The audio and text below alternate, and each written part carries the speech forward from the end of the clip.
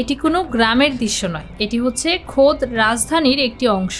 এমনই চিত্র দেখা যায় রাজধানীর খিলগাঁওয়ের ৭৫ নং ওয়ার্ড ত্রিমোহনী এলাকায়। প্রায় ২০ গ্রামের মানুষের বসবাস এখানে। কোনো পাকা সেতু না থাকায় বাঁশের সেতু দিয়ে পার হতে হয় প্রতিদিন তাদের।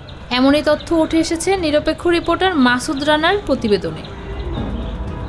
প্রায় ২০ বছর ধরেই ঝুঁকিপূর্ণ সেতু দিয়ে পারাপার হচ্ছে লোকজন। গত সরকারের আমলে স্থানীয় কাউন্সিলর বা মেয়রকে জানালেও কোনো কাজে আসেনি তা। এই জায়গায় কোনো অ্যাম্বুলেন্স আসে না, কোনো গাড়িও আসে না। এখানে আমরা ওই যে নৌকা দিয়া, ভ্যান গাড়ি দিয়া কোনো রকম খেলে আমরা রোগী গেলে আমরা হাসপাতাল নিয়ে যাই।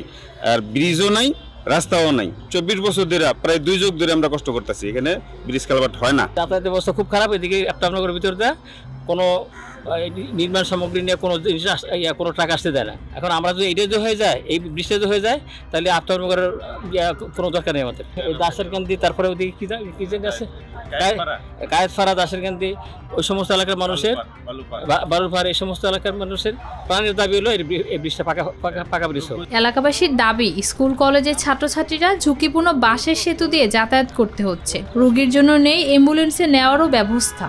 রোগীকে নৌকা অথবা মানুষের হাতে হাতে করে পার করতে হচ্ছে ঝুঁকিপূর্ণ সেতু দিয়ে। ঝুঁকিপূর্ণ সেতু দিয়ে পার হতে প্রতিনিয়ত ঘটছে দুর্ঘটনা। বড় বড় জায়গার মধ্যে যে গাড়ি ঘোড়া চলালে মানুষ না, এই জায়গার রাস্তাঘাট হয়ে গেছে, কি সুন্দর সুন্দর রাস্তাঘাট। ট্যাক্স সরকার ট্যাক্স দিয়ে বেড়ে গেছে, ট্যাক্স আমরা দিতে পারতেছি না। আমরা যাতায়াত করবো না, করবো ভাই, আমরা কিছু সঙ্গে নয় কিছু ভাই ফসল হলে যাতায়াতে কষ্ট দেখা, ২০টা ভাঙে থাকা।